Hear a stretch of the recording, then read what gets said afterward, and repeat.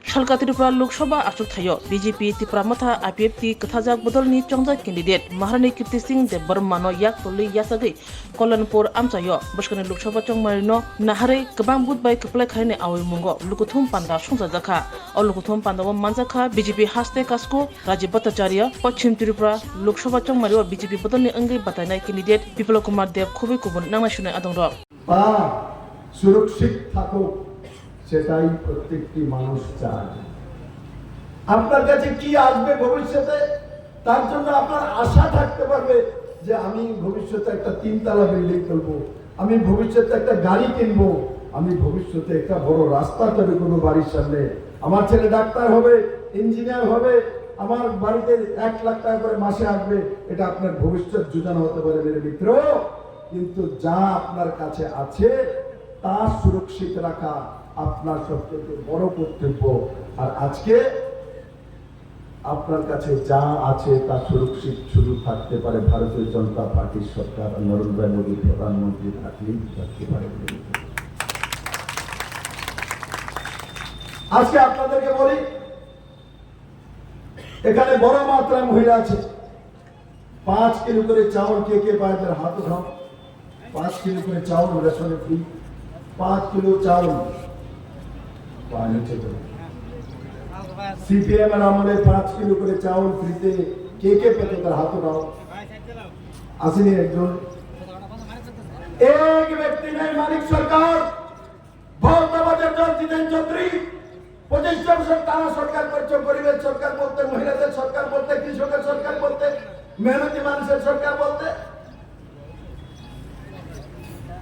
1 পয়সার চাউল ফ্রিতে দিতে পারুন।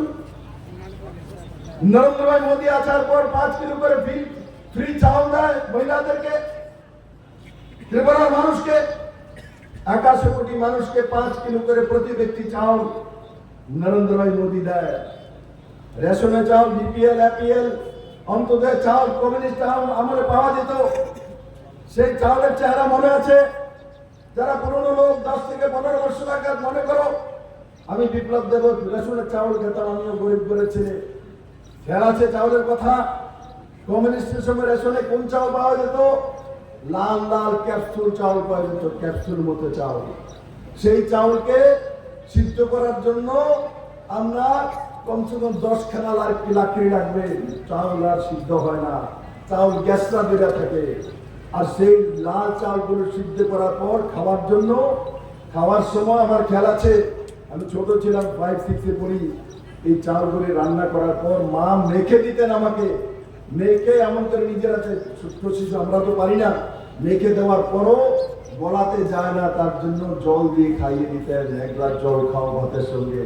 আরে কমিউনিস্টের নেতারা, তোমরা ত্রিপুরাতে ক্যাপসুল চাউল খাওয়াতে, তোমরা ত্রিপুরাতে ক্যাপসুল চাউল খেলাতে, লাল চাউল খাওয়াতে।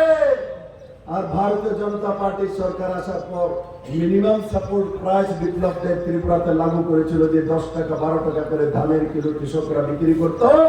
সেই ধানের কিলো আর 20 থেকে 22 টাকা করে কৃষকরা বিক্রি করে।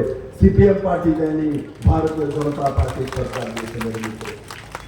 আর সেই ধান ক্রয়ের পর সেই ধান থেকে চাউল করে রেশন শপের মাধ্যমে আপনাদের কাছে পৌঁছানো হয়। আজকে কি চাউল খান? ক্যাপসুল চাউল খান, ক্যাপসুল লাল চাউল খান। আপনারা কোন চাউল খান?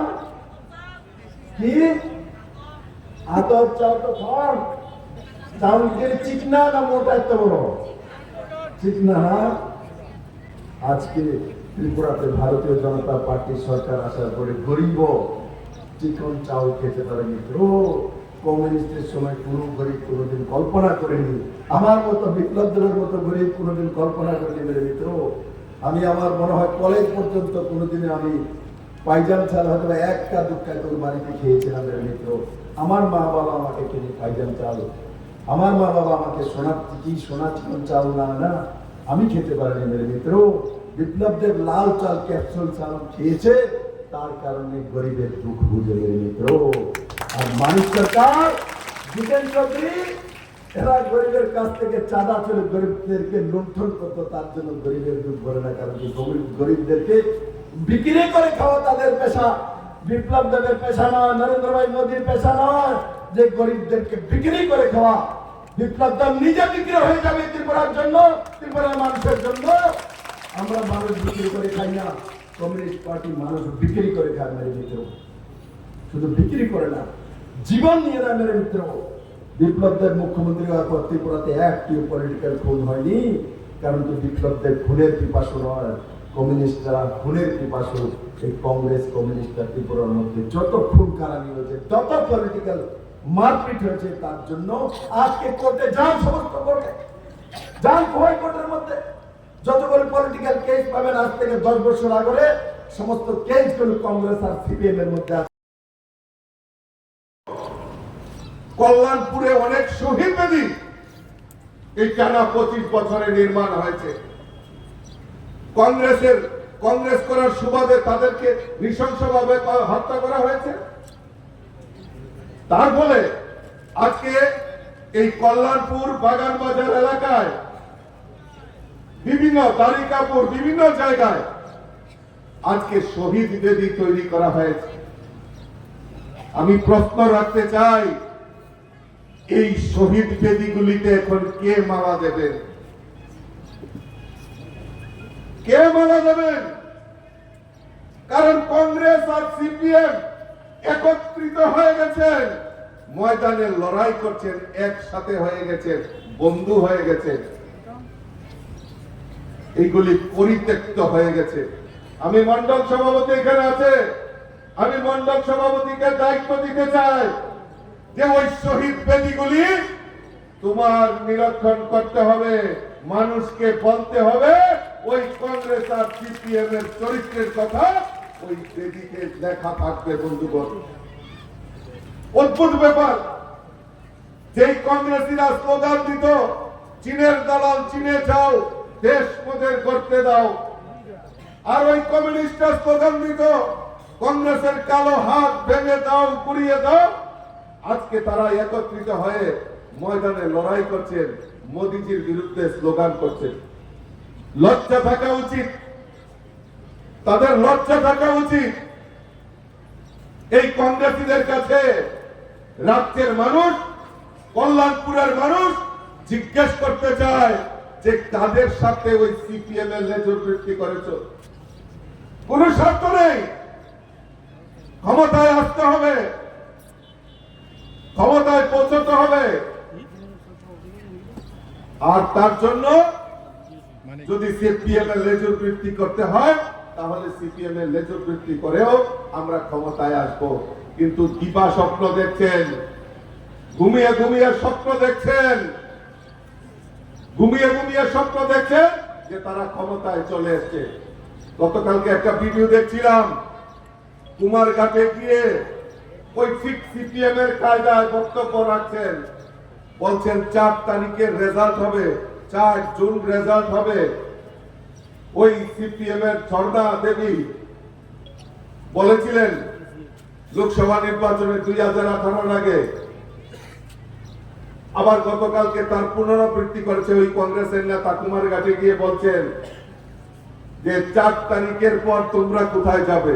আরে সর্বনাশ, আমরা তো সাংঘাতিক ভয় পেয়ে গেছি, সাংঘাতিক ভয় পেয়ে গেছি। মনিহারদি বলছিলেন আমরা তো সাংঘাতিক ভয় পেয়ে গেছি। আরে কিসের ভয় রয়েছে?